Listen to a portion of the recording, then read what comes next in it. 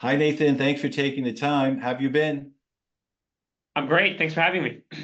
Super. So listen, you think about outsourcing call centers, contact centers. It's nothing new. It's been around for a few decades. However, people are still asking questions, right? People are still struggling. And so I thought we'd take this opportunity to speak with you, and maybe you could share some of your experiences in such a way that'd be valuable to the practitioners on our network. You okay Happy with to. it? Okay, super. So uh, the first thing I wanted to ask you, it sounds kind of rudimentary, but it still comes up once in a while, is from your experience, when does it make sense to outsource the call center? It's not for everyone, but there are scenarios where it kind of just, you might say, these are the indicators. How would you answer that question? It really depends, in my view, on the stage of the company that they're in.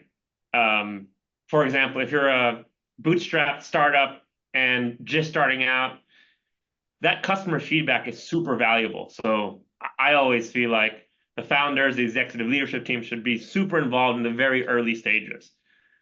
When it graduates to growth mode and they can't handle the volume, they can't handle the tickets or the calls, I think that's when it really makes sense to look at outsourcing. They've got much bigger opportunities and much bigger priorities that have a much higher ROI. Mhm. And so those are the instances where I think outsourcing really makes sense. And even mature companies, if mature companies have different big initiatives for the year, different growth plans, or they're cost cutting, whatever that is. If they're resource starved, they don't have the SOPs, they don't have their tech stack built out. I think that's where outsourcing can help. And then lastly, just subject matter expertise. I think if there's if the company doesn't have true CX leaders that are battle tested, that have been through the ringer, that have gone through several periods of crazy volume and back down, I think can help to bring in an outsourcing provider that brings in that experience, can consult on technology, tech stack, and then also just the day-to-day performance management. Mhm. No, that makes total sense. Now, I'm assuming though, the majority of the people you speak to um, are likely not scenarios where they've never outs before, or at least maybe that's a portion, but probably more often than not, you're speaking to someone where there's an incumbent in place, and maybe they're starting to shop around. And so so you have a sense as to maybe where people are unhappy with the incumbent. What would you advise the enterprises out there, enterprise leaders, or let's say the call center leaders, as to when does it make sense to start looking around? What are some of the flags, or when does it make sense to maybe reconsider or consider a new alternative player? Sure, that's a good question. I think that the outsourcing market as a whole is transforming from just customer service. I'm gonna provide 500 agents, put butts in seats, and transforming from just customer service or CX to TX or total experience. So when the provider, in my view, isn't proactive in coming up with solutions to drive efficiency, to look at this strategically and holistically from a high level, I think it's very difficult for them to execute on the ground ground line as well. Hmm? So I think if the client or the company that's considering switching doesn't feel like they're getting proactive solutions, that they're not being kept up to date with AI, RPA, and all the efficiencies and better outcomes that can be gained from that. And then just straight objectively, is their attrition rate decent? Or do they have good tenure? Are they providing career plans for their team members? And then all the performance KPIs. I think sadly, I think it can be somewhat of a low bar to keep a client just because of how sticky it is. But like ultimately, if the performance isn't there, they should be looking at it. But we want to go one step further. It's are they getting proactive solutions? Are they looking at and is a outsourcer pitching and proposing, architecting, brainstorming AI solutions to stay up to date? So let me put you on the spot. What's the number one reason people switch from your experience? If you had to go to the top of the list, what is it? Price, quality, speed, chemistry? What would you say it is? Performance and fill rates. I think outsourcing currently has been growing and has been growing for a while. And so just base level, like one, can you get the butts in seats? Are they of good enough quality and talent so that your CSATs stay high? And two, can you drive continuous performance across those teams? Okay, So great. really like attrition, hiring, and performance. Okay, super. So let's switch to location. Uh, your team is based, I mean, you're based in the US, but I believe all or most of your let's say your delivery center, if you will, is in the Philippines. But I believe you have a pretty much of a global perspective. Sure. You're not, I sense from previous discussions with you, you're not Philippines myopic. Yeah. Um, so somebody recently is asking me about call centers and customer service and destination, and I basically said the Philippines is dominating. But one could argue that maybe it depends on the use case. So what is your, if you could switch from vendor to advisor, consultant for a moment, how would you describe if you're having a beer with an old college buddy about outsourcing where, when, what would you say? Yeah, that's interesting. Different geographies have their pluses and minuses. We also have a site in Mexico, in Guadalajara. It's a remote hub that has over 100 team members in Mexico as well. So, and we're also looking at other LATAM destinations as well. So the gist of it is India is the leader in back office, where there isn't a lot of client-facing interaction. There doesn't need to be a lot of accent and communication aren't a big deal, but like accounting, engineering, all the big four, their primary sites are in India for that reason. But they don't have client interaction because of the strong accents. For that, Philippines is by far the number one dominant leader in the outsourcing space for voice work. Voice work, anything client facing, you've got to be in the Philippines to really have that super neutral accent. LATAM, I would go with Colombia, Guatemala, Costa Rica, Mexico. Of those, Mexico is probably the most expensive, not probably, is the most expensive, especially if it's a full-on entity and employee base that you're hiring there. It's almost 40%, I think a little bit more than 40% in employer contributions in Mexico, so it can be quite high. And then South Africa has really good high-level talent at a premium. So in a nutshell, Philippines and India are for back office. India is a little bit cheaper than the Philippines. For voice work, Philippines is a little bit more of a premium than India is without the accent. LATAM is slightly more expensive than both Philippines and India, especially Mexico. Still, obviously, probably about 50% cheaper than the US.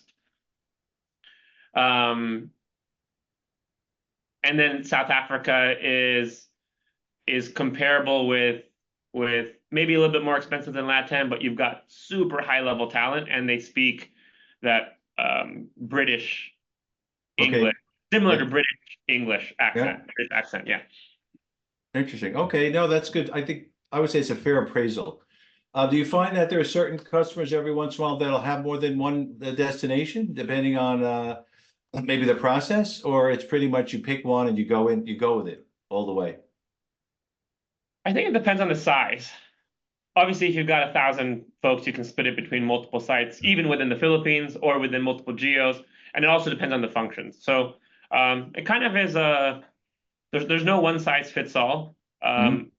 Personally speaking, I like and encourage clients to have diversity in the geographies, so that there's not any one natural disaster that can take them out or put them Oh, okay. offline, Interesting. or um, Interesting. Risk mitigation. Okay. risk mitigation. But outside of the natural disasters piece, um, I do think that different functions are better off in certain geos. Mm-hmm. All right, super. So let me switch to technology. You know, it's tough to have a conversation these days without talking about AI. And I'll expand it in a broader sense. If you think about impact of just in general automation and some emerging tech in general, AI for sure on all processes, but certainly with regard to the call center and contact center, um, what have you seen and what are you embracing as far as technology to deliver maybe greater impact and greater efficiency for your customers? Sure.